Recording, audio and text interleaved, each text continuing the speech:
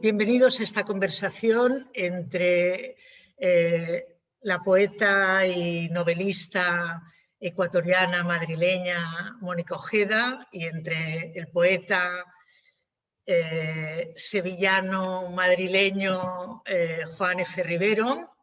Una conversación que queremos que sea una celebración de la poesía, esa poesía que tanta falta nos hace, tan necesaria, y también un acto de resistencia de la palabra y de la amistad. Aquí hay muchos amigos y muchos reencuentros de Mónica, de Juan, nuestros, y de la palabra en estos momentos oscuros y de demasiado ruido. Tenemos la sensación de estar viviendo un prodigio, ¿no? Que dos libros de poesía, que Las hogueras azules, que Historia de la leche, reúnan a 52 personas, poetas, traductores, lectores, profesores, de ciudades muy distintas de nuestro país, de Alicante, de Barcelona, de Donosti, de Guadalajara, de La Palma, de Madrid, de Murcia, de Salamanca, de Santa Cruz de Tenerife, de Sevilla, de Valencia, pero también de otros lugares más allá de nuestras fronteras, de Berlín, de Ecuador. Me emociona nombrar aquí Guayaquil, Puembo, Quito, San Borondón, pensar que ya hay tantos lectores ecuatorianos leyendo Las hogueras azules. La poesía de Mónica ya la había leído en la hermosa edición de Severo. Y de Estados Unidos, ¿no? De Los Ángeles, de Boston, de Carolina del Norte, de Florida, de Filadelfia. Quizás este prodigio, esta sensación de que habitamos una fábula se deba a que, como decía el poeta venezolano Pepe Barroeta, muchos de nosotros estamos tratando de ordenar nuestra vida en el poema, y en el poema no siempre es fácil vivir, en el poema es difícil vivir. Quisiera, no quiero hablar mucho, pero sí quisiera hacer una mención a las 16 librerías que son protagonistas también de esta aventura, porque han apostado por Las hogueras azules, porque han apostado por Historia de la leche, y gracias a esa apuesta habéis podido conseguir los libros. La librería 30 Mundos de Alicante, la librería Set Ciencias de Arenys de Mar, la librería Documenta de Barcelona, la Montaña Mágica de Cartagena, el FNAC de Donosti, Strogoff de la Garriga, Leer de los Llanos de Aridane, en la isla de La Palma, Cervantes y Compañía, en Clave Libros, La Central, Los Pequeños Seres, Nakama, Visor, en Madrid, Letras Corsarias de Salamanca, Áncora de Santoña, Caótica y la Boteca de Libros de Sevilla, ¿no? Estamos convencidos que solamente desde la complicidad, desde esta red de unidad en común, vamos a sobrevivir a estos tiempos tan difíciles que estamos enfrentando, y que por suerte la poesía nos ayuda a hacerlos más habitables y más hermosos.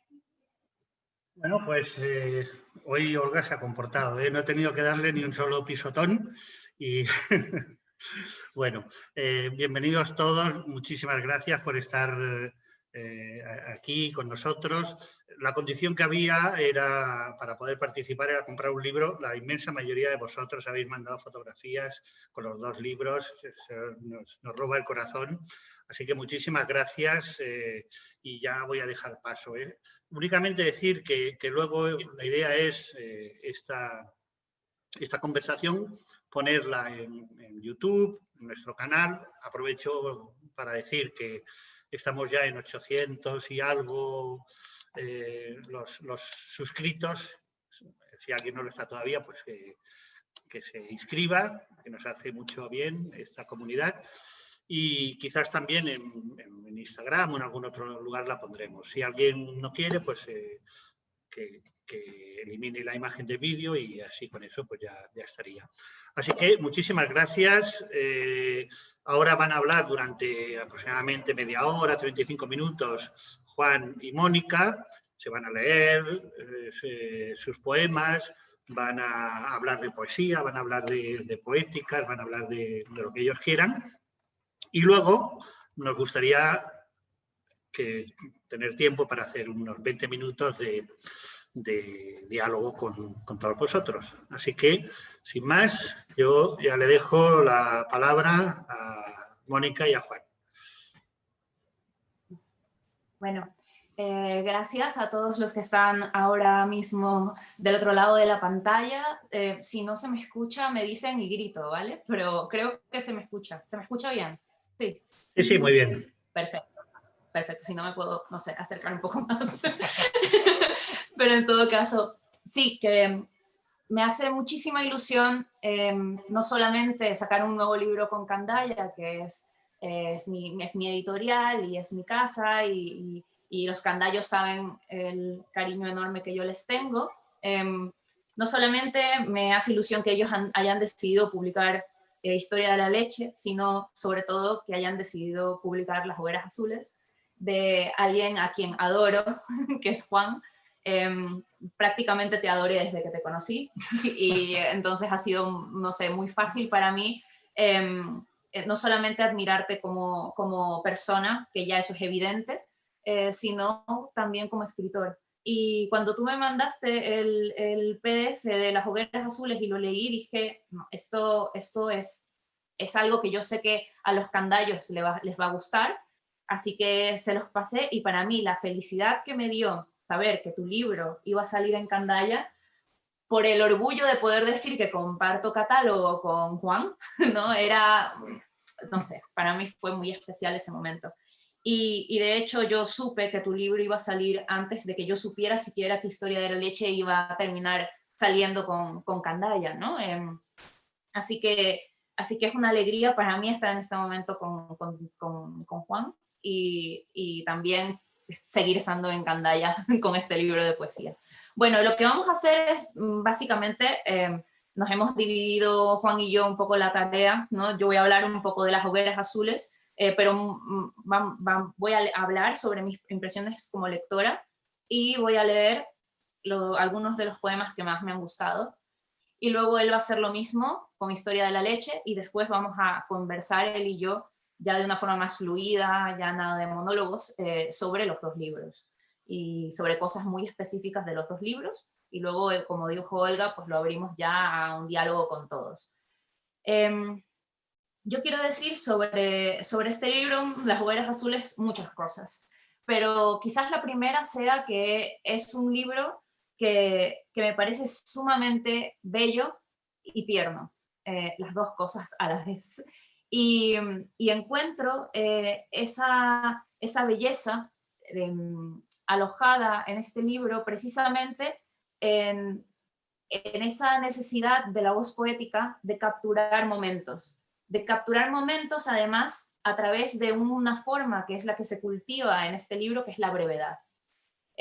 Esa forma de la brevedad viene también por el interés de Juan por toda la cultura nipona en general, pero no solamente de allí, sino también en esa capacidad de él de entender que las imágenes se pueden construir en espacios muy pequeños y que son imágenes deslumbrantes precisamente por eso, porque en la acumulación quizás hay demasiados brillos y en cambio en un espacio pequeño el único brillo que existe es un brillo que deslumbra, no te puedes distraer, se concentra toda la atención allí. Y a mí me parece que uno de los poemas que más se ha, digamos, citado tuyo, ¿no? Que después del texto del huevo frito, ¿no? Que es lo que te ha hecho famoso en realidad, ¿no? No voy a competir contra eso, ¿no? Pero que es un texto, creo que está en la página, sí, lo voy a leer ahora para ya sacármelo de encima, digamos, pero es el que más se ha leído del libro de Juan, o por lo menos el que más he visto citado. La gente se conmueve constantemente con este texto. Dice: no tener nada salvo un montón de libros y unas manos distintas de las propias entre las que dormir. Este es un ejemplo de lo que he tratado de decir que contiene este libro. Es un libro en donde hay mucha ternura. Este es un poema, por ejemplo, sumamente tierno, además de bello también, pero es sumamente tierno, porque además condensa en este momento, en esta forma tan breve, esa necesidad, ¿no? Es la necesidad, es un poema sobre la necesidad, ¿no? Lo único que necesito tener en mis brazos, un montón de libros y unas manos distintas de las propias entre las que dormir. Y esa forma de hablar del otro, unas manos distintas que las propias, no decir las manos de mi amada, no hablar de las manos de mi amigo, no hablar de unas manos en específicas, unas manos distintas de las propias entre las que dormir. Que automáticamente pude construir a través de esto la imagen de la caricia, ¿no? Que es lo que ocurre en muchos de los poemas de este libro. Construyen unas imágenes tremendamente potentes en espacios muy breves, y a veces también por el contraste entre las imágenes. La misma imagen de las hogueras azules, justo estábamos hablando de esto hace poco con Juan, antes de que empezara la charla, y a mí me pareció una cosa bellísima, ¿no? De decir que ama escribir, que las hogueras azules de la palabra, ¿no? Él habla de las hogueras azules de la palabra, y le decía, me encanta la imagen de las hogueras, que es algo destructor, con el color azul, que en realidad te remite al cielo, al mar, a la calma, es un color frío, ¿no? Me decía Juan, y como algo que se quema puede después ser frío, ¿no? Y es algo que está, esto es un ejemplo que está a lo largo del libro, en todas esas pequeñas cápsulas de brevedad. Y es un libro además que me parece que es una poética, propone una poética propia. Y de hecho abre con un texto que a mí me parece ya de por sí poético, el propio texto, es un ensayo poético, que se llama eso, prosopoema sobre una gota de lluvia. Y voy a leer solamente unos fragmentos de este prosopoema sobre una gota de lluvia, porque dan cuenta del carácter de este libro. Palabras de Juan que van a ser mejores que las mías, por supuesto. Dice: imaginemos ahora que la nieve del papel en blanco está reciente aún, una gota de lluvia en la mitad de su caída. Imaginémosla precisamente en su imposible, detenida y redonda como una diminuta esfera de cristal que reflejase al mismo tiempo la tierra y el cielo. Un poema puede parecerse mucho a esa gota de agua, inteligencia condensada, que por pura gravedad se aleja de la mente y queda suspendida en la pantalla o en la hoja de un libro entre quien lo compone y quien lo lee, ¿no? Me encanta esta forma de llamar la gota de agua como una inteligencia condensada, que por pura gravedad se aleja de la mente y queda suspendida en la pantalla, ¿no? Es exactamente, yo creo que cuando leemos, cuando ustedes lean el libro o si ya lo han leído, notarán que cada poema en su brevedad tiene esa inteligencia condensada, pero esa inteligencia además emocional, ¿no? Es una inteligencia emotiva, que es capaz de capturar la belleza, la ternura y la delicadeza, porque son poemas muy delicados. Y antes de seguir con mi bla, bla, bla, ya me voy a poner a leer los poemas que he seleccionado del libro, y ya luego pues hablar a Juan y ya podemos conversar y hacerlo mucho más dinámico. En todo caso, yo he seleccionado los poemas que a mí más me han gustado, así que esto es completamente egoísta en este momento, solamente es mi lectura y ya está. Ceden las hojas, no es suficiente de luz. Noviembre. La tierra casi blanca del camino, salpicada de... También mis pensamientos se deshojan.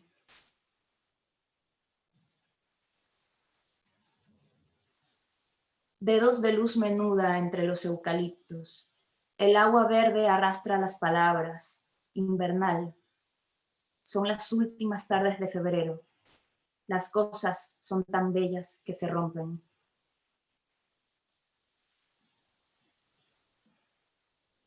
Silencio. Muerdo la parte vegetal del corazón.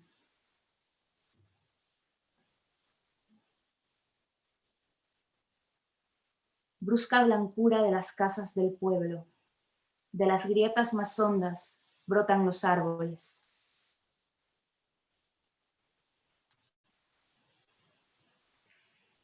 Donde la luz termina, empieza lo no humano. Los días son largos y las noches aguardan en el centro de las piedras. La ausencia de contornos se ha extendido como una lengua larga de humedad.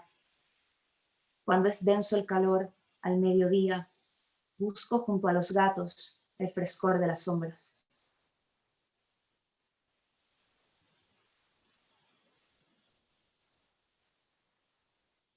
Este tiene título, se llama Poema para los techos de una cueva. Vosotros, que en lo tierno y profundo del futuro aprendisteis de nuevo a leer y a escribir, recordad siempre, no hay nada más hermoso que ser frágil en un mundo infinito.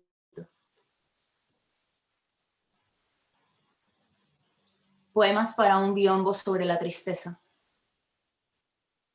Somos lo que más miedo nos da ser, la trayectoria errónea de un satélite que orbita contra otro en el espacio, la enfermedad que infecta la crisálida y modifica su metamorfosis. El olor de otra piel me ayuda a no soñarme cuando duermo, a no pensar que el brillo de esta luz está en la superficie de la sombra, a no pensar que me incomoda el miedo a no sentir y a llenarme de piedras los bolsillos. Somos lo que el cerebro oculta entre sus ramas. Las dos manos abiertas como discos y la memoria siempre al borde de la voz. Ese animal ya muerto en la cuneta que vaciló al pasar, solo un instante.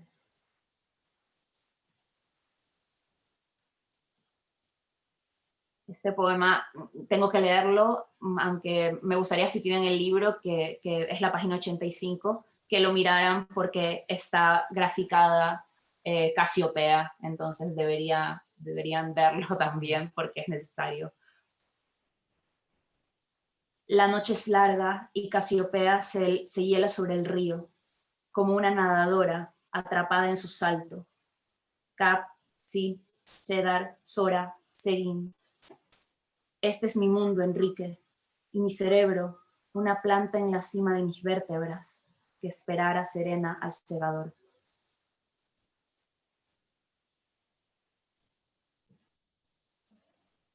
El corazón cabalga, nada más se ha movido, agudo y áspero se desvanece el instante de caos.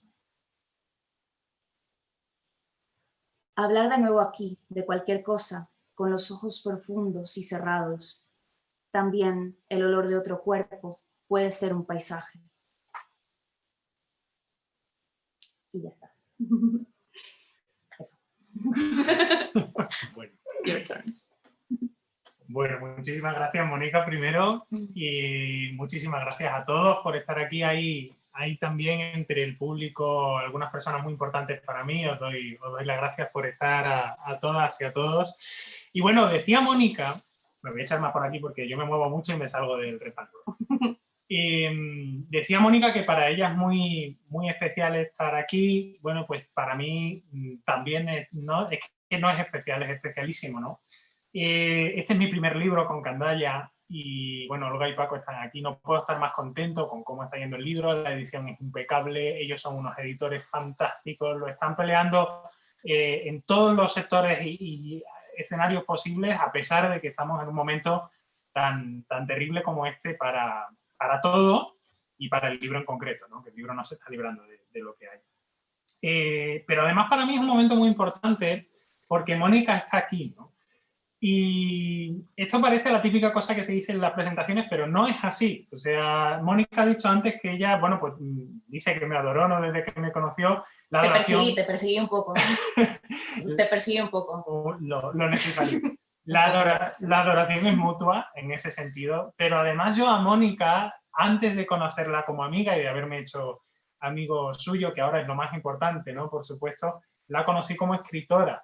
La conocí, por cierto, gracias a una persona que está ahora mismo aquí, que nos está escuchando desde Berlín, que está, ahí veo a mi amigo Raúl, que sonríe, que un fin de semana llegó y me dijo, oye, Juan, he encontrado una escritora ecuatoriana que te va a flipar, tienes que leerte esto, por favor, léete todos sus libros. Y me prestó, prácticamente me obligó a leerme todos sus libros, o sea, vino con todos sus libros y lo puse sobre la mesa, y tenía razón.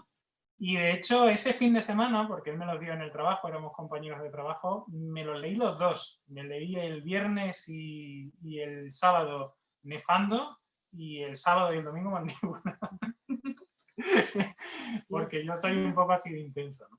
Entonces, claro, cuando conocí a Mónica en persona y cuando nos hicimos amigos, para mí fue súper especial. Pero mucho más especial ha sido desde entonces una amistad literaria que permite también desarrollar, por supuesto, lo importante es la amistad, ¿no? La literatura es algo secundario, creo yo, ¿no? Al menos cuando hablamos de amistad, ¿no? La amistad es una cosa que está por encima. Pero es verdad que hay amistades que además te permiten desarrollarte de una manera que ningún otro tipo de relación prácticamente lo hace. Y este es el caso de mi relación con Mónica, y por eso estoy muy contento de que esté aquí, de estar yo pudiendo presentar Historia de la Leche, que para mí es un honor impresionante, y también, bueno, de que ella haya presentado Las Hogueras Azules. Bueno, ya no me enrollo más, ¿no? Yo venía y quiero hablaros también, como me corresponde, de Historia de la Leche, libro que tenéis aquí, que, bueno, es un libro impresionante, es lo primero que tengo que decir.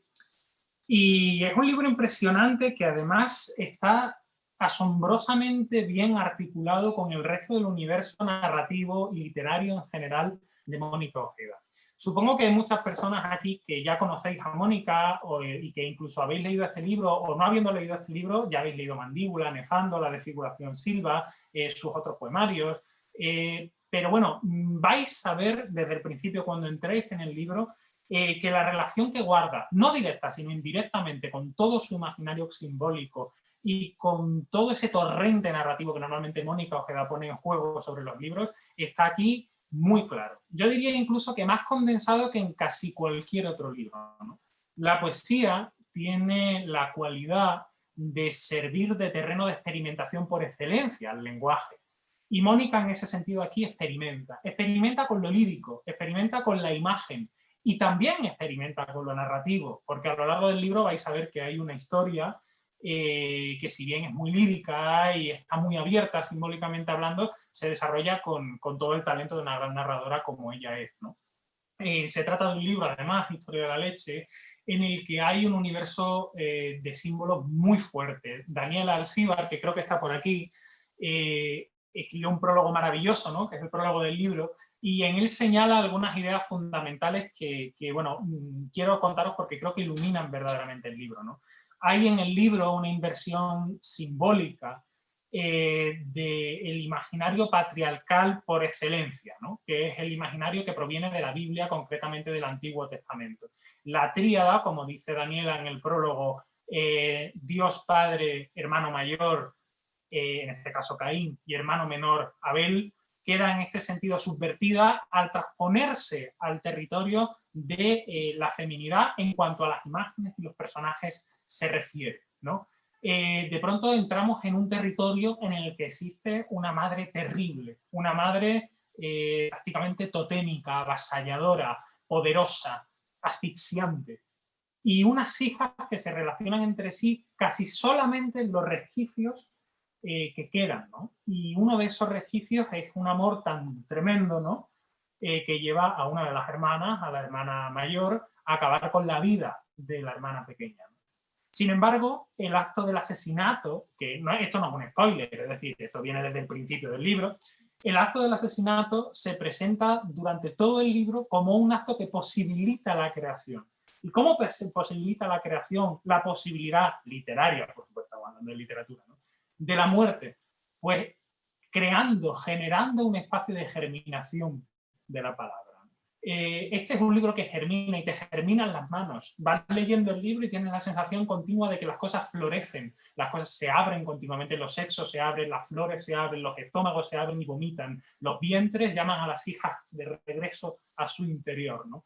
Cuando la hija mata a la madre, a su hermana, perdón, la madre la persigue como un animal hambriento, la persigue desde la ira, y de hecho esa parte se llama Mamá Cólera, y uno no puede evitar pensar en el principio de la Ilíada, ¿no? En la famosa invocación homérica de canta musa la cólera de Aquiles, ¿no? Aquí se está cantando la cólera de esa madre Dios, de esa madre terrible, de esa madre un poco Avalokiteshvara, ¿no? Compasiva y al mismo tiempo con la capacidad de abarcar tanto que termina convirtiéndose ella en prácticamente lo único que vive y que existe, ¿no? Quiero leeros también algunos poemas del libro, no quiero extenderme mucho porque creo que la conversación y el turno de preguntas son muy interesantes, pero bueno, hay un concepto que creo que ilumina muy bien el poemario, que es una frase que se repite en uno de los últimos poemas y que dice: madre e hija es una antinomia, ¿no? Como si fuera imposible la coexistencia entre el hecho de dar a luz y el hecho de sobrevivir aceptando haber sido alumbrada, ¿no? Y bueno, voy a empezar leyendo el segundo poema, que es el primero de la primera parte, que se llama Estudio inicial de la sangre, y que es uno de los más poderosos del libro, ¿no? Curiosamente también uno de los pocos, creo que el único de hecho, en el que aparece el padre, ¿no? Sí, uno. Dice: papá, tú querías un hijo y en cambio te nació esta cabeza, una planta que crece hacia adentro, una uña, un estanque. Por eso dijiste callado a la placenta, un hijo es un hombre. Creías que serlo era irse callado de pesca, pescar la vida, sacarla del agua. Y me llevas a pescar para que aprenda a ser un hombre, para que saque de la vida algo tibio que matar. Matarte hace hombre, me dijiste. Creías que serlo era irse risueño de caza, empuñar un rifle a un corazón con astas, reventarle el cráneo a la vida. Tú piensas que eso que se inventa en el bosque es un hombre y me llevas a cazar contigo para que lo vea. Me enseñas a dispararle a un árbol, a una nube todavía niña en mi cerebro, porque pienso demasiado fácil, dices, porque pienso cosas que se atraviesan. Y en cambio un hombre no arde de útero, dice la madre coja de las axilas, ni sangra en los pasillos, ni riega su leche sobre las ecografías abiertas, ni se mete el dedo índice para tocar a Dios en un volcán de pelvis. Una hija mata, pero como un hombre respirando al revés, en mitad del bosque. Un amor umbilical rodeándote la manzana. Una hija es un ojo que muerde, una mandíbula de leche, un anzuelo al cielo de los cabellos. Por eso pesca la muerte, dice mamá lamiendo la escopeta. Caza la vida, como una hija que es un hombre y una cabeza, como un río en una sábana de dientes mastodónticos y el sexo abierto de las balas, coteando sobre la encimera.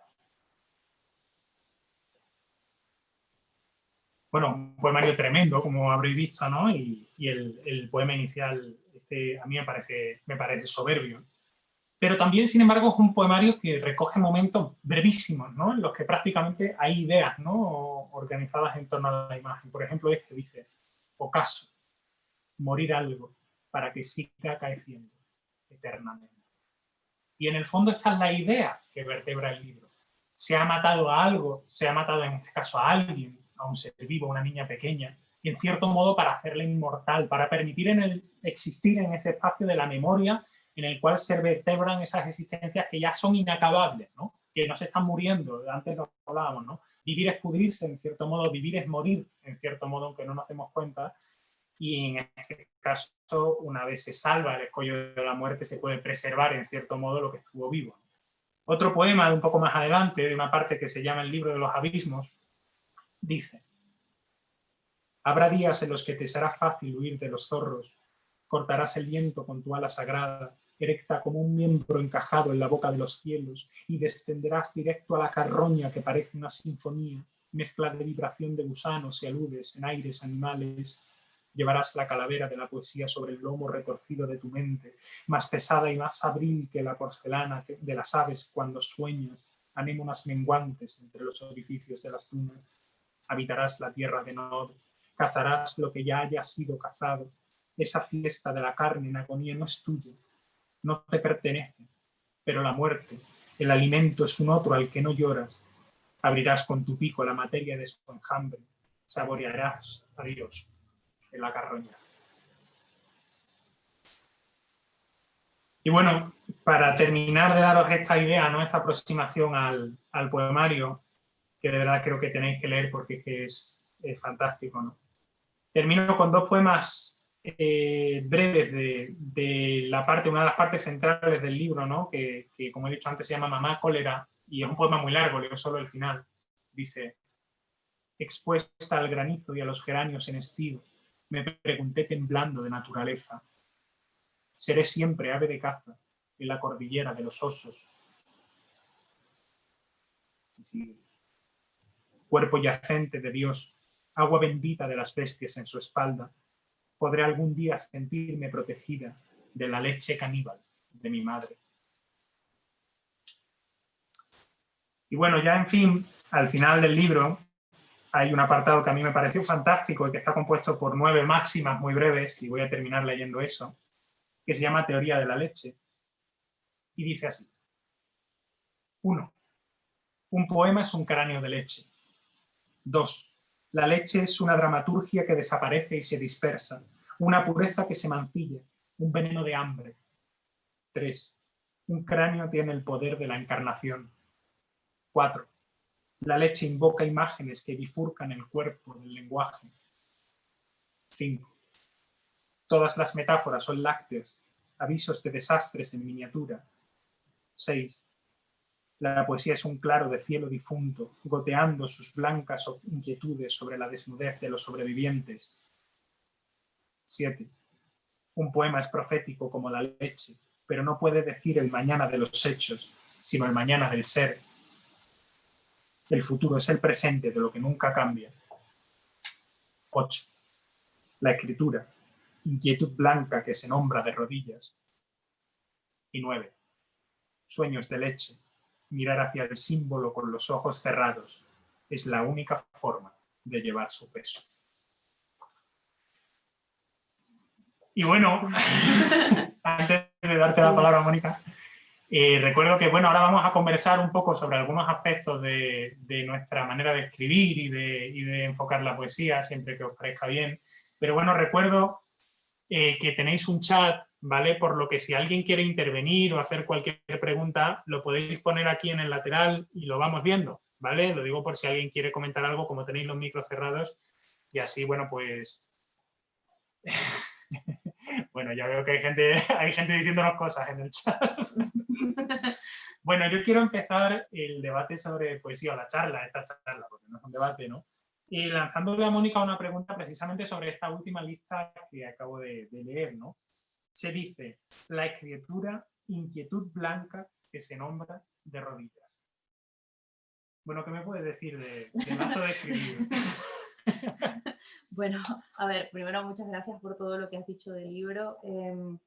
Juan, justo estaba ahora mismo subrayando cosas de tu libro que me venían a la mente, que tenían que ver con cómo tú creas las imágenes, pero iré a ello después, porque me fascina la capacidad de crear imágenes que aparentemente parecen, haces que dentro de los poemas parezcan cotidianos, fueron momentos cotidianos, y en cambio luego creas unas imágenes que no tienen nada de cotidianidad, que lo que hacen es descotidianizar lo cotidiano, ¿no? Y eso, pero haces que suene como si fuera natural, como si yo fuera a salir y encontrara de verdad un huracán de luz, ¿no? O mis pensamientos se deshojaran, ¿no?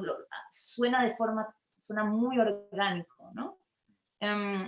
Pero bueno, para responderte un poco lo que decías, claro, yo estoy, digamos, durante mucho tiempo le he dado vueltas, a eso probablemente es algo que ya hemos conversado, al tema de la blancura y del color blanco, ¿no? Como un color que me suscita muchísimas ideas, muchísimas interrogantes sobre su capacidad de representación.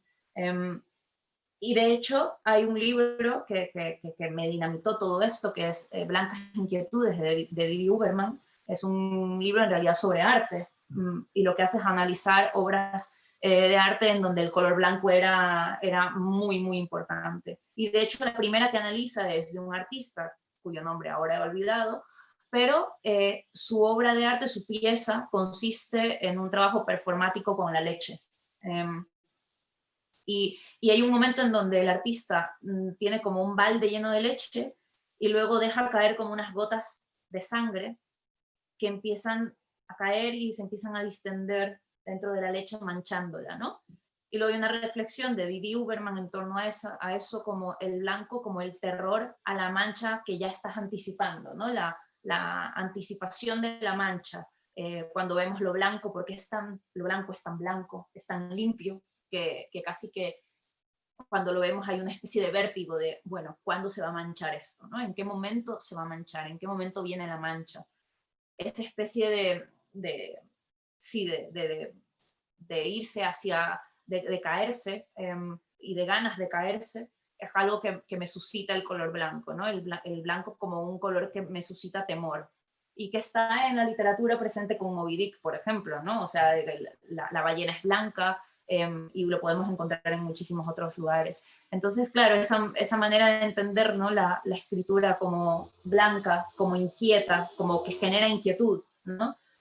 Como genera inquietudes, pero a la vez es inquietante también, ¿no? O sea, la blancura también es inquietante, y como la escritura. Y la escritura también, en la escritura, digamos que yo personalmente, y esto ya es alguna visión muy personal, hay un hambre de mancha. O sea, no solamente me da miedo la mancha, sino que también siento que hay un hambre de mancha. También quiero manchar la escritura, pero a la vez también me da miedo, por supuesto, la mancha. Entonces, ese miedo y ese deseo coexisten en la escritura como ejercicio. Y fueron parte de la escritura de Historia de la Leche, ¿no? Y yo también te quiero preguntar precisamente por tu proceso de escritura, porque creo que son libros que son distintos en el trabajo de la posición de qué es lo que vamos a experimentar con el lenguaje, ¿no? Y yo no sé si aquí, por ejemplo, en tu libro, yo no veo esto que estoy hablando de la búsqueda de la mancha, el terror de la mancha, no hay eso, hay otro tipo de exploración para mí. Y me gusta mucho el prosopoema que tienes adelante, porque justamente habla de esto, ¿no? Y dices, en abrir el lenguaje, el cuerpo y la memoria al tacto breve y súbito de la imaginación. Y dices que el tipo de poema del que os hablo juega a extremar las posibilidades de esta relación, sin apenas materia, ocupando una porción minúscula del espacio y el tiempo, que son estos brevísimos poemas que componen tu libro, impacta en la memoria de quien lo recibe. Se elonga así y se agarra a la existencia de los cuerpos como una vieja canción infantil. Bueno, yo creo que hay, o sea, voy a responder un poco saliéndome por la tangente, pero voy a responder, no lo prometo. Está bien, pues. Pero creo que hay una cosa que cuando nosotros hemos preparado esta charla y hemos discutido, llevamos nosotros hablando mucho, bueno, ya un par de años largos de literatura con otros amigos, ¿no? Y creo que hay una cosa, hay una idea que tenemos en común que tiene que ver, y es una idea que te escuché formular a ti por primera vez y que yo luego he trabajado también mucho, porque era una inquietud que estaba en mí también al principio, que es que la poesía y la literatura, en general el arte, es capaz de producir cosas en los cuerpos, ¿no? Es decir, la poesía, dices tú, porque esto estoy diciendo una frase de Mónica, la poesía es capaz, mediante el lenguaje, en el caso de la poesía y otras formas artísticas que lo hacen con otros soportes, es capaz de producir cosas en una persona. Y es más, es capaz de producir cosas en alguien incluso con años y siglos de diferencia temporal, ¿no? Uno escribe ahora mismo un poema caminando por aquí, por Ciudad Lineal, que es donde estamos ahora mismo, y de pronto logra escribir algo que dentro de 50 o 60 años despierta un escalofrío en otra persona, ¿no? Y eso verdaderamente establece una relación con las palabras muy particular, ¿no? Cuando un poeta es consciente de eso, de que está trabajando en cierto modo para conseguir que la otra persona sienta algo parecido, o ni siquiera tiene por qué ser parecido, que sienta algo, ¿no? Para que la otra persona sienta algo vivamente, creo que está trabajando en una poética a la cual llega tu modo de escribir y a la cual llega también mi modo de escribir, ¿no? Yo, por ejemplo, cuando he trabajado estos poemas, ¿no? De las hogueras azules, he procurado siempre intentar que en el poema no haya nada más que lo que había. Y sin embargo he querido huir de la descripción, ¿no? Y tú decías antes, aquí hay imágenes que no forman parte de la vida cotidiana y sin embargo tú consigues que parezcan naturales, ¿no? Que parezcan orgánicas. No, yo creo que porque aunque efectivamente no haya huracanes de luz en la calle o los pensamientos no se deshojen tal cual, sin embargo es la imagen que yo he conseguido para es en la imagen en la que yo he conseguido cifrar de manera más exacta lo que sentía en aquel momento. Y me gusta esa idea de convertir la imagen poética en un vehículo de transmisión sensorial, ¿no? Es decir, cuando digo no es suficiente este huracán de luz, esa sensación de impotencia, ¿no?, que era realmente la que yo sentía, es decir, incluso la luz, que se supone que es el dador de bien por excelencia, ¿no?, aquello que ilumina la tradición del pensamiento universal y en lo más íntimo del hombre, cuando ni siquiera un huracán de luz es suficiente, entonces ¿qué? Entonces, ¿qué hay? ¿No? Entonces, ¿Qué es lo único que queda? Claro, entonces ¿qué? ¿No?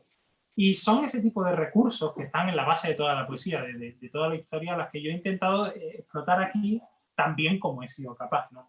Y justamente deslumbran porque es que a mí me parece clave que en este libro los poemas sean breves, que ejerzas o trabajes con la brevedad. Y creo que eso también ha moldeado tu experiencia con el lenguaje en este libro.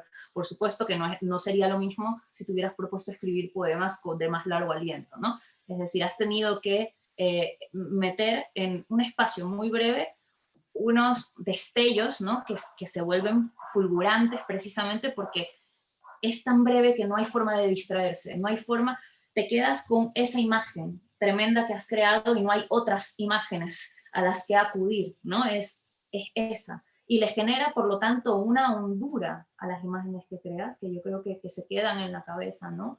Ahora también estaba pensando en esto que me parece bellísimo, de las grietas más hondas brotan los árboles, ¿no? Que eso lo puedes leer como quieras, ¿no? Pero para mí en este momento era totalmente, tenía que ver con el dolor, ¿no? Del dolor, de los momentos de ruptura, de los quiebres, brotan las cosas más bellas, ¿no? Como estos árboles, ¿no? Y esto creo que es algo que veo a lo largo de tu libro, ¿no? Y yo quería que justamente te explayaras más en esto, en cómo construyes las imágenes, porque justamente estábamos hablando de esto antes, y creo que tiene que ver con tu poética, con lo que estábamos hablando, ¿no? De cómo tú quieres llegar a los que lean este libro, cómo quieres transmitir esas emociones, ¿no?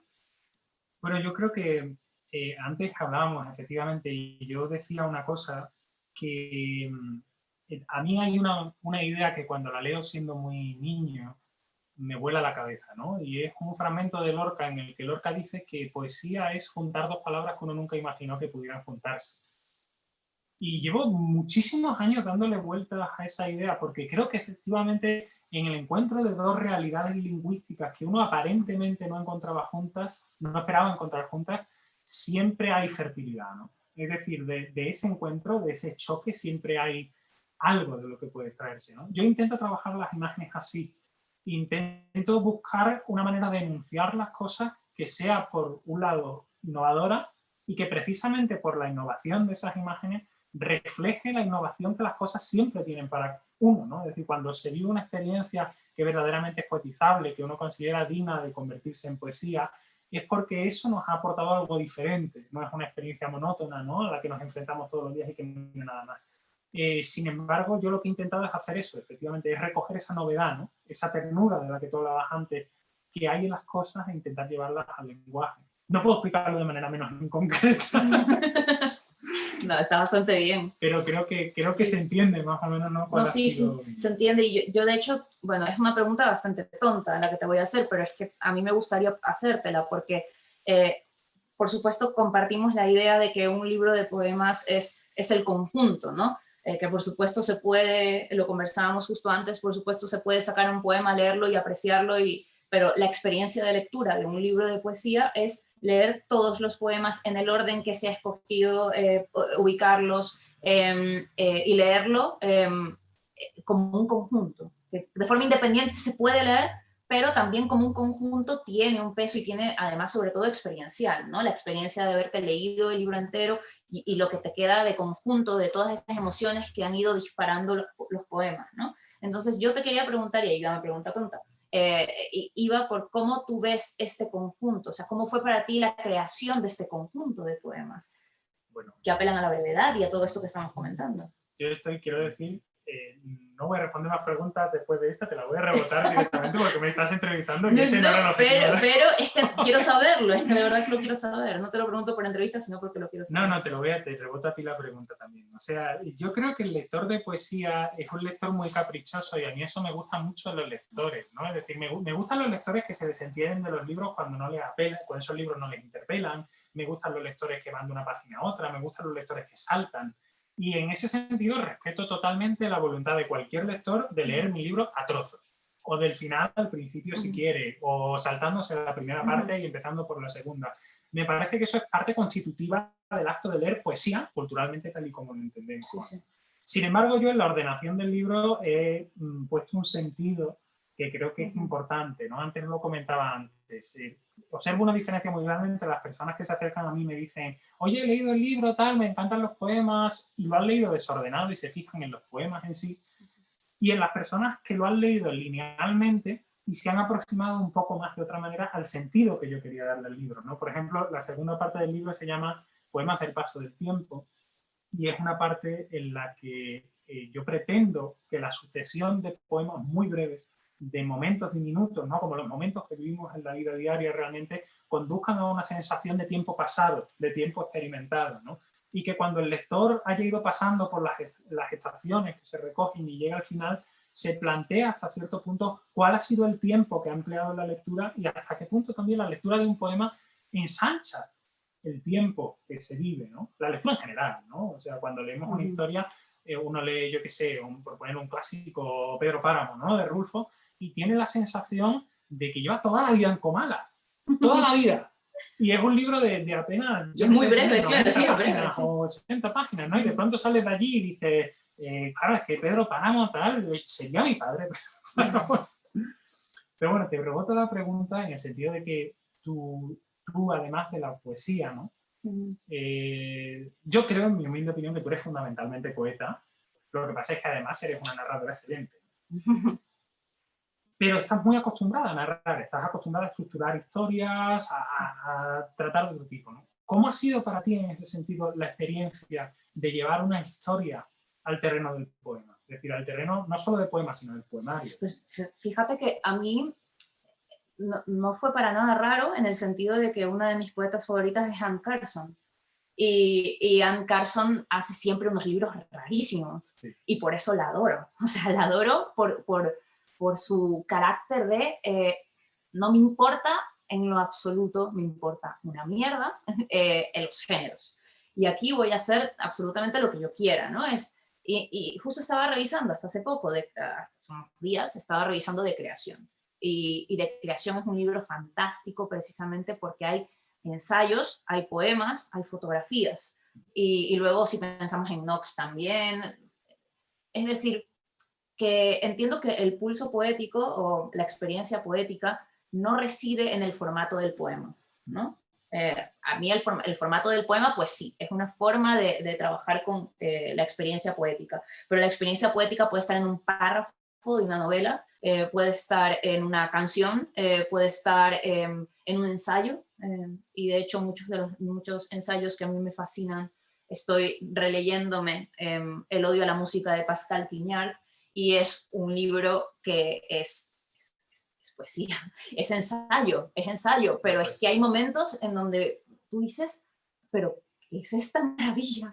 ¿Qué es esta maravilla y por qué lo ha escrito alguien y no yo? ¿No? O sea, así como, ¿quién eres tú? Necesito que desaparezcas, ¿no?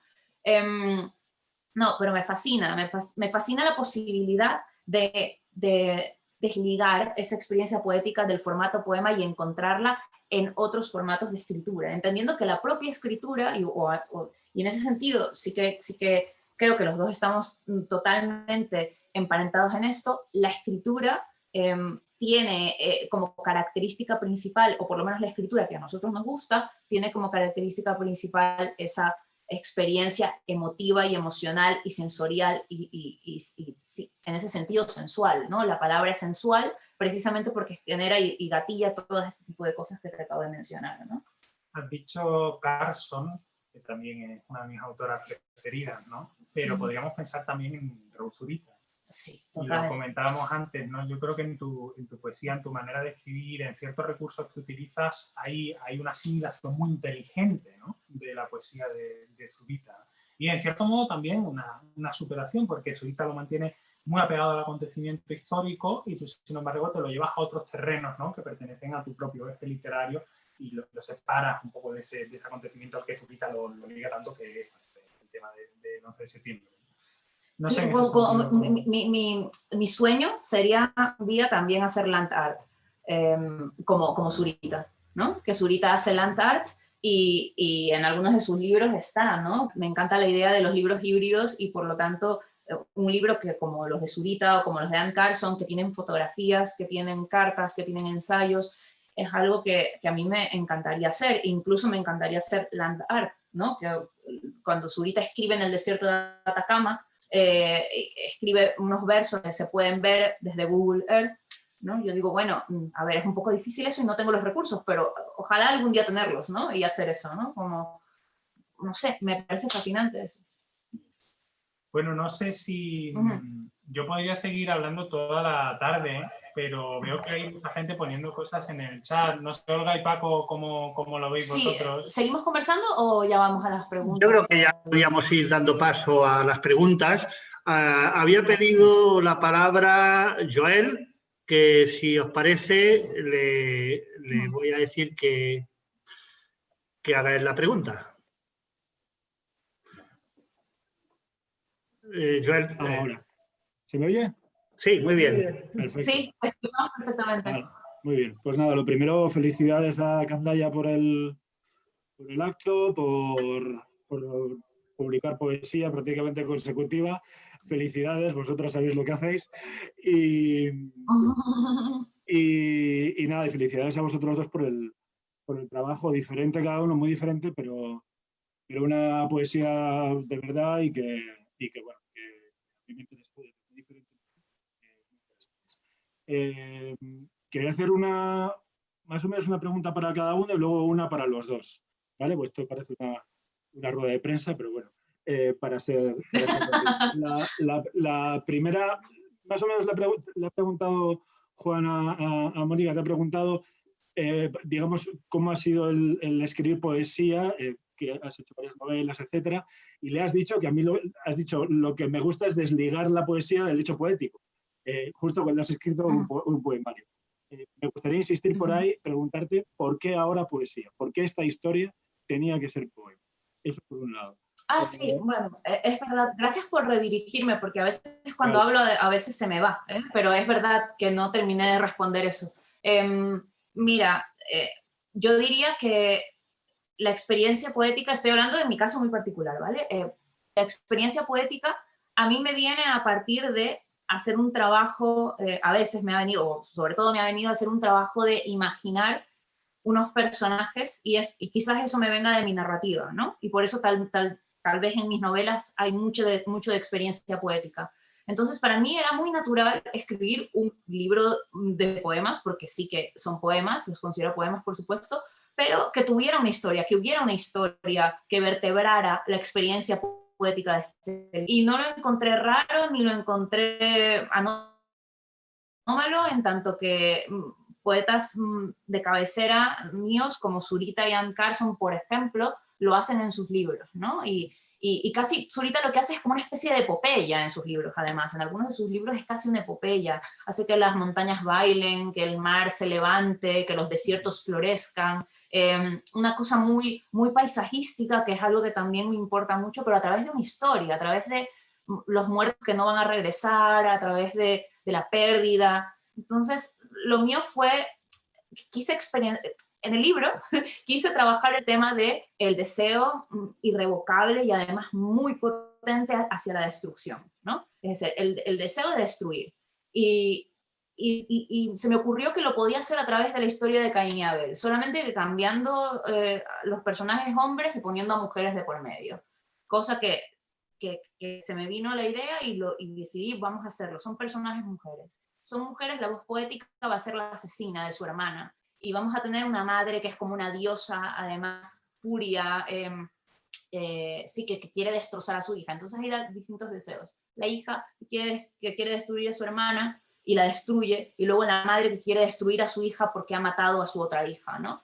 Y hay unas pulsiones de destrucción y de deseo y de hambre de destrucción que solamente las sentí naturales a través de hacer este ejercicio que también es narrativo, ¿no? Y por eso surgió de esta manera. Uh-huh. Gracias.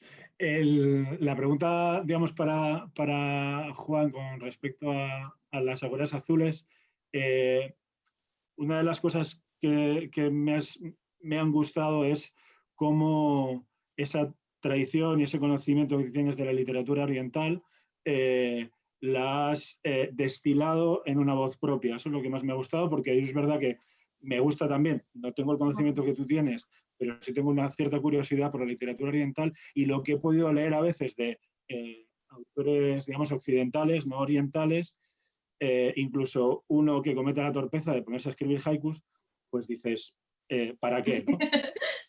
Y de repente me pongo a leer Las hogueras azules y digo, ah, vale, esto es trasladar la literatura oriental a una voz, digamos, occidental. Y mi pregunta, o esto es lo que yo creo, mi pregunta es, ¿cómo es ese proceso de, si es que eres consciente, que seguramente no, porque uno lee y luego sedimenta y luego hace lo que puede, ¿no? Pero ¿cómo es ese proceso de, si he sido consciente o no, de trasladar, porque dices al final también las formas poéticas que has utilizado, etcétera, etcétera, hasta convertir la voz propia? Y ya si queréis hago la común y ya me callo, que era la última pregunta, y ya me callo y contestéis, que participe. Y la común era que me ha llamado la atención que en los dos libros, además de la voz poética, estáis presentes vosotros, más allá del prólogo, explicando como una cierta poética, como el poema, el primero de Juan, que es precioso, y luego este decálogo de 9 puntos. Y me ha llamado la atención por qué esa necesidad de que el poeta aparezca en el libro. No sé si habéis reflexionado sobre eso, porque para mí, y lo digo sinceramente como lector, no hace falta. Quiero decir, estaba todo muy bien explicado. Está bien, y además es una pena, porque el primer poema de Juan es precioso, es una poética preciosa, pero me parece que luego lees el poema y dices, sí, que no hace falta, si ya está, si habla muy bien y muy claro. Y en el caso de Mónica me parece lo mismo, me parece que la idea de lo que, como lo has contado ahora, me parece que está muy bien, incluso subyuga, es muy, muy, muy potente en las imágenes, y al final explica, digo, joder, sí, creo que ya lo había entendido. ¿Por qué esa necesidad? No sé si es miedo a que no te entiendan, yo qué sé, no sé. Que también es interesante, pero me parece que era como escribir, pero bueno, sin más. Era esto. Y felicidades, y os seguiré leyendo. Gracias. Gracias. Gracias, Joel. Bueno, yo empiezo, si quieres, comentando la de... El tema de literatura oriental, bueno, este no es mi primer libro, es decir, es mi primer libro con Candaya, pero yo antes ya había escrito un libro que luego reedité yo mismo y tal, porque es un libro como con muy antiguos míos y tal, que se llama Canícula. Y en ese libro yo ya realmente había empezado a aproximarme a la literatura oriental formalmente hablando, ¿no? Bueno, cuando hablamos de literatura oriental, ¿de qué hablamos? ¿No? La literatura oriental es una cosa amplísima y concretamente pues, estamos hablando de ciertas formas, como digo yo en el epílogo, de la poesía japonesa y algunas cosas de inspiración china, ¿no? Pero bueno, en mi caso, yo soy una persona que lleva muchos años leyendo desde adolescente. A mí me ha fascinado el mundo de Japón primero y de Asia después. Y para mí es muy natural, es decir, la relación que yo tengo con la literatura o con cierta literatura asiática es casi la que tengo con la poesía en líneas generales, ¿no? Yo lo comentaba antes con Mónica, que me hacía una pregunta parecida. Bueno, lo primero que yo leo, yo soy sevillano, pues lógicamente a los autores andaluces del 98 y del 27, como todo el mundo. Ya he citado a Lorca, también a Cernuda. Lo segundo es la poesía imaginista europea, y yo suelo destacar a Yves Bonfoy y a Giuseppe Ungaretti, que ya de por sí eran autores muy influidos por la tradición del haiku y escriben una literatura muy breve, en particular Ungaretti, pero también Bonnefoy. Y prácticamente todo me lleva a desembocar en el haiku con 17 o 18 años, ¿no? Y desde ese momento yo estoy escribiendo haiku y también otras muchas formas de poesía japonesa y oriental. Lo que pasa es que lo he tirado casi todo.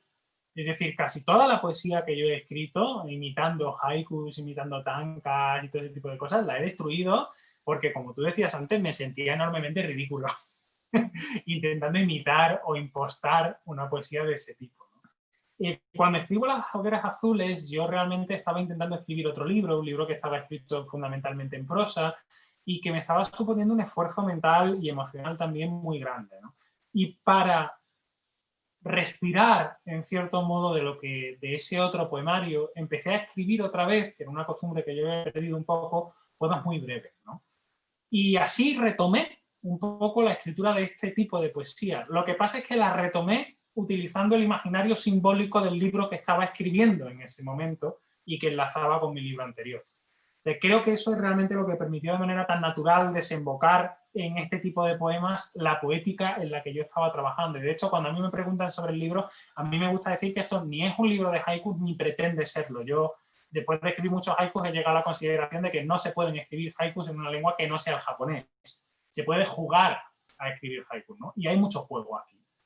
Y entonces, en ese sentido, respondiendo ya a la segunda pregunta que hacías, y ahora le dejo el testigo a Mónica, los poemas en prosa que incluye este libro son también juegos, ¿no? Entonces plantean juegos sobre formas diferentes. El prosopoema está inspirado en el Wenfu, o el prosopoema del arte de la escritura, un poema clásico de Li Yu, un poema taoísta bastante antiguo. Y el haibun responde a un tipo de ensayo japonés en el que se mezcla normalmente diario de viajes, ensayo y verso, ¿no? Entonces a mí me pareció muy interesante y divertido y un poco irónico escribir poemas largos en prosa sobre el hecho de escribir breve. Y yo sé que cuando me puse a escribir, ¿no?, estos poemas funcionaba muy bien.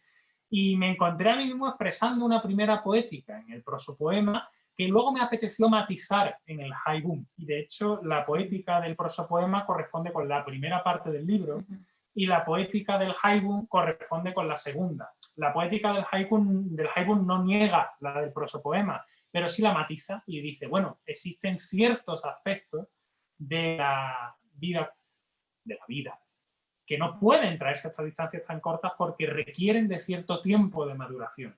No se pueden escribir como Bashar decía que había que escribirlo todo. Y en ese sentido son poemas que exigen otros tiempos, otros ritmos, otro tipo de trabajo del lenguaje. Y bueno, esos son los poemas de la cuarta parte que siguen precisamente este segundo poema en prosa. Ese es mi caso particular.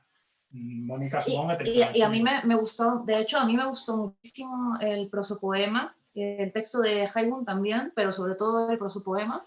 Y recuerdo además que cuando lo pasaste una vez al grupo que tenemos en WhatsApp, yo te dije, wow, es increíble, tío, por favor. Y creo que estuviste dudando si incluirlo o no, ¿no? Sí. Y yo te dije, no, por favor, mételo, ¿no? Sí. Pero, claro, te lo dije porque a mí me encontraba que sí, es un texto a priori que es de poética, es un poco como si fuera entregar un pensamiento, pero es que a mí me pareció que era como un texto de Pascal Quignard en el sentido no de que se parezca a Pascal Quignard, sino en el sentido de que es un texto que sí, ensayo, sí, poética, sí, en prosa, pero que tenía en sí mismo ya una experiencia poética. Por lo tanto, a mí me funcionaba como una parte más del organismo de este libro, como un poema más. O sea, me parecía un poema más. Y yo lo leía así, más que como poética, como un poema más. Y no, me encanta el prosopoema. Y en mi caso, yo te diría, claro, teoría de la leche al final, yo creo que tu pregunta en realidad iba más por Juan, porque teoría de la leche no, se llama teoría de la leche, pero en realidad no es una teoría. Y es como, y en realidad es otro poema. O sea, es un poema y de hecho no explica el libro porque a duras penas toca el tema del libro, en realidad. Más bien toca el tema de la leche. Como metáfora y como símbolo, y como en el ámbito simbólico y también sí en narrativas, pero creo que no termina siendo realmente una poética. O sea, creo que en el libro de las hogueras sí que estos textos funcionan como poética y son muy interesantes. En Historia de la Leche, Teoría de la Leche, yo al menos no lo sentí tanto como una poética, sino como un poema que está estructurado de esa manera, ¿no? Bueno, pues gracias, Joel, por la pregunta. Vamos a dar paso, si os parece, a Carol, que también había dicho que quería hacer una pregunta. Carol, espera un momento, Carolina, que tenemos que arreglar lo del micrófono. Hola. Ahora sí, muy bien. Enhorabuena a los dos, me fascináis. O sea, me he quedado alucinada con vosotros y con vuestra poesía. Estoy un poco nerviosa. Qué tontería. No te preocupes, nosotros también. Cuando mi oficio es hablar en público, pero a veces pasa. Bueno, mi pregunta es, si la poesía... Me ha encantado lo de que la poesía suscita emociones físicas o se localiza luego en el cuerpo. ¿Dónde se localiza vuestro libro? ¿Y dónde se localiza el del contrario? ¿Qué sensaciones os...? Es una pregunta un poco íntima, lo sé. O sea que si queréis hacer solo la del contrario y no la vuestra, lo que Yo acabo de hablar, ¿no? It's your turn. Es tu turno. Pues voy a empezar por el libro de Mónica, porque yo creo que, para mí, esto es totalmente subjetiva, la respuesta pues no puedo dar otra, ¿no? Pero me parece un libro epidérmico en el mejor de los sentidos. Es decir, a mí me gustan... Mónica tiene una forma de ir concatenando imágenes que permite que estas se desarrollen en un grado muy interesante, ¿no? Es decir, van creciendo como si fuera una ola que se crece, ¿no? con el agua que lleva. Y en ese sentido le despierta muchas sensaciones, ¿no? He hablado antes del escalofrío y hay numerosas partes de este libro en el que de pronto digo, ¡puf! ¡Qué imagen! ¿No? O qué idea, o qué fuerza verbal, ¿no? Y en ese sentido se me va a la epidermis, o sea, lo siento por el cuerpo, por aquí, te da un escalofrío, ¿no? En ese sentido. Y creo además que es una poesía que tiene mucho de eso porque apela a esa sensibilidad continuamente y apela además a una visceralidad que está muy clara, ¿no? A veces el estómago devuelve, a veces el vientre reingresa, ¿no? Y me parece que es una fisicidad que te toca en el caso del libro de Mónica. También yo, en ese sentido, soy un lector hombre y por mucho que lo intento no puedo librarme de ello y entiendo que, por ejemplo, en el caso de una lectora mujer, pues puede haber unas sensaciones muy diferentes, ¿no? También por el tema por los órganos a los que se apela, que muchas veces son los que constituyen la imagen simbólico general de la feminidad. Pues yo diría sobre el libro de Juan que a mí me parece increíblemente visual. En ese sentido, el de los ojos. Diría que la emoción es cuando yo lo leo, ya lo he leído varias veces, pero ahora para la presentación lo volví a leer, por supuesto, y lo que me ocurría era que la potencia de las imágenes pues, era tremendamente clara para mí, era de una especie de clarividencia incluso, lograba ver casi que una fotografía delante de mí o un cuadro, ¿no? Y de hecho tienes una parte, la última parte, que es poemas para ser pintados, ¿no? Era muy visual. Y por lo tanto, con la emoción que conlleva la visualidad, que para mí es muy importante porque se trata de paisajes y para mí el paisaje es fundamental en el tema de la conmoción y en el tema del desarrollo de una emoción específica que a mí me gusta mucho, que es lo sublime, la experiencia de lo sublime. Entonces, las emociones que me llegaban a través de los poemas de Juan tenían que ver con lo que describí al principio, perdón por repetirme, pero es que creo que son las palabras que realmente describen mi emoción, tenían que ver con la belleza, con la delicadeza, con la ternura, ¿no? Y siempre estaba todo girando en torno a estas palabras, ¿no? A lo delicado también con el miedo que implica lo delicado, lo que parece que se va a romper, ¿no? Que es tan frágil que parece que se te va a deshacer en las manos, ¿no? Y eso me parecía increíblemente conmovedor y me acabo de acordar un poema que a mí me encanta de Watanabe, que es El Guardián del Hielo. Y El Guardián del Hielo es un poema que va justamente sobre cómo cuidar lo efímero, que es un trozo de hielo bajo el sol, ¿no? Y estar encargado, que alguien te encargue cuidar un hielo bajo el sol. Y dices, que me han encargado este trabajo si nunca voy a poder hacer que el hielo no se derrita bajo el sol. Esto está destinado a perecer y yo a fracasar como guardián, ¿no? Y sin embargo persistir en el cuidado del hielo, aunque sabes que el hielo se va a derretir y que tú vas a fracasar. Persistir en ese fracaso, ¿no? Eso me parece sumamente conmovedor y delicado y a mí me parecía, es una metáfora, repito, es tonta, pero es que realmente ejemplifica mi sensación con el libro de Juan. A mí me parecía estar en sus breves poemas, en muchos de ellos, estar percibiendo como si yo tuviera entre mis manos un trozo de hielo, ¿no? Y estar cuidándolo, ¿no? Y que él también lo estuviera cuidando al escribir esos breves poemas, ¿no? También en esta brevedad estoy cuidando lo que se escurre, lo que se escapa. Bueno, llevamos 1 hora y cuarto. Vamos a dar 2 o 3 palabras más. Cuanto más breves seáis en las preguntas y en las respuestas, más gente podrá entrar. La siguiente palabra la tenía pedida Joan Barceló. Si te parece, Joan. Hola, buenas noches a todos. Felicitaciones a los 2 poetas por sus libros. Yo no he tenido el honor de leer todavía el de Mónica, pero le prometo que lo voy a comprar y lo voy a leer. Y mi pregunta se dirigirá a Juan,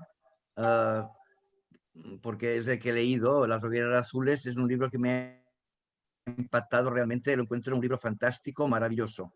La pregunta que le hago es si él, que conocedor del mundo oriental, es cierto lo que se ha dicho, estoy de acuerdo con lo que se ha dicho, que es muy difícil traspasar lo que sería el haikus a la poética occidental, pero él sí ha conseguido meterse dentro de la piel de lo que sería la mentalidad de ese mundo del Oriente y transportarlo a nuestro mundo de aquí. Entonces, la pregunta para mí sería si él cree que existen unos códigos en la poética, en la poesía, y si este código el poeta tiene que conocerlo, y una vez que lo descubre, el poeta puede escribir un tipo de poesía que también estaría codificada, y el lector, al leerla, si tendrá que, la emoción que le va a causar, necesita, digamos, que entre o que descodifique esta poética. No sé si me ha entendido. Sí. Bueno, hola, Joan Josep, y me alegra mucho saludarte y verte en persona. Me ha costado mucho entrar, pero bueno, estoy aquí. Bueno, es una pregunta muy compleja. Voy a intentar ser sintético en la respuesta para que podáis preguntar lo máximo posible.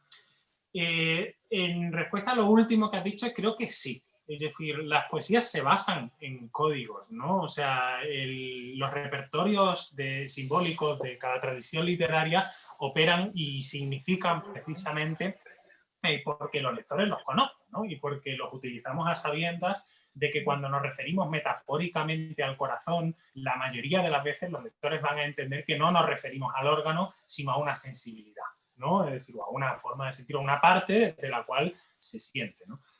Sin embargo, eso no es en todas las tradiciones así. La poesía japonesa y la china también, por supuesto, tienen repertorios simbólicos complejísimos y además muy ricos, porque ellos tienen la costumbre de referirse a las cosas de manera indirecta y de aludir a una gran cantidad de anécdotas e incluso de literatura hipotextual a partir de ciertas referencias y situaciones muy concretas, ¿no? Eso es lo que hace, por ejemplo, tan interesante el haiku, que cuando un autor alude, por ejemplo, a un río cubierto de hojas, el lector probablemente no solo está pensando en un río cubierto de hojas, sino en uno de los más famosos poemas del Hyaku Nishu, que es una compilación de poemas del siglo XIII, en el cual se traduce la melancolía del otoño en ese río que arrastra hojas, ¿no? Entonces, yo en ese sentido no puedo aspirar, y a eso me refería con que creo que no se puede aspirar a escribir haikus heterodoxamente hablando, fuera de la lengua y de la tradición nipona propiamente dicha. Pero es que tengo la sensación de que a veces cuando digo que he jugado, hay personas que malinterpretan la concepción que yo doy a juego, ¿no? Y es que para mí el juego es una categoría muy importante del lenguaje. Y me parece que la poesía estriba en gran medida en la capacidad del poeta para el juego con las palabras, ¿no? Para el hallazgo de relaciones, de enlaces, de vínculos, ¿no? Y eso es a lo que yo he intentado jugar. He intentado mantener viva mi propia poética con los símbolos de mi propia poética, que no pertenecen solo a la tradición española, sino a todas las tradiciones de las que he ido bebiendo, y aproximarla a la tradición oriental de manera que parezca, o que resulte, que navego entre ambas, ¿no? Y creo que esa ha sido mi voluntad a la hora de escribir, No sé si lo habré conseguido, tú dices que el libro te ha gustado mucho y te lo agradezco y me alegra mucho, pero bueno, esa ha sido mi intención a la hora de escribir. Bueno, también había pedido la palabra Ernesto, si te parece, Ernesto García. Sí, bueno, lo primero, se escucha bien, ¿no? Sí. Lo primero, bueno, felicitar a la editorial y a los autores por los dos textos y por un poco la lectura que nos han brindado. Yo quería lanzar una pregunta a Mónica. En su libro hay un momento, hay una imagen que me resultó bastante interesante y muy perturbadora, como todo el texto, que cuando dice que la poesía es lo perfecto del muerto, lo incorruptible, la selva encadenada. Esta imagen, al leer el texto, me parece un texto en el sentido muy torrencial, muy encadenado, esa escritura que se hace a sí mismo, escritura que escribe, que se está construyendo en el mismo momento que se produce. La pregunta era, cuando tú tienes que articular esta selva encadenada en poesía y en narrativa, ¿qué diferencias encuentras, ¿no?, en este proceso de escritura que se hace a sí mismo en el propio proceso de suceder, ¿no? Si sientes que en la poesía tiene una atmósfera, una temperatura distinta a la manera de encadenarse en tu narrativa. Sí, bueno, muchas gracias por la pregunta. Es súper difícil. Voy a intentar responder de forma clara, porque no lo tengo claro. Pero bueno, vamos a ello. A ver, yo siento que mi disposición cuando escribo un libro de poesía, a cuando me siento a escribir un libro de narrativa, la disposición es la misma. Y lo único que cambia es el formato en el que decido meter ese ejercicio de disposición. Es decir, pero eso tiene que ver también con la forma en la que yo me enfrento a la escritura. Yo siento una vinculación muy fuerte con la escritura torrencial. Me gusta el torrente. Entonces, que es como un río y a lo mejor tiene que ver también con mi propia geografía emocional. Yo vengo de una ciudad con un río enorme, salvaje, es hostil, es café y enorme. O sea, es que no puedo explicar lo grande que es. Entonces, siento que a lo mejor eso también ha marcado ese paisaje con el que he crecido, ha marcado también un poco mi escritura, el torrente. Por eso eso es algo que, por ejemplo, diferencia los dos libros. Tenemos muchos puntos de conexiones, pero eso es algo que diferencia, ¿no? La historia de la leche es torrencial, ¿no? Tiene poemas que son larguísimos. Y en la narrativa yo me enfrento de la misma manera en el sentido de que tengo un hambre por buscar una experiencia poética con la palabra. Y en la narrativa también, es obligatorio para mí. Y luego, si me doy cuenta, cuando escribo un libro de poemas, pongo una historia, como cuando me siento a escribir una novela.